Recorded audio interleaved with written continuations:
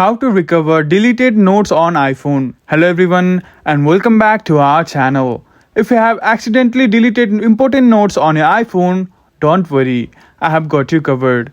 In this video, I'll show you how to recover deleted notes in just a few steps. So let's get started. First, open the Notes app. Scroll down and tap on Recently Deleted under the Folders section.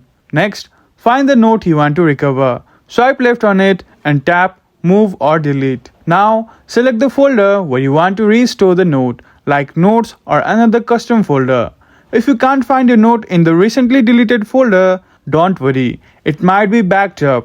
Go to Settings, tap on your name, then tap on iCloud and select Manage Account Storage and search for Notes. Make sure Note syncing is turned on. If the syncing was off, sign in to iCloud.com on a browser and check if your notes are still saved there.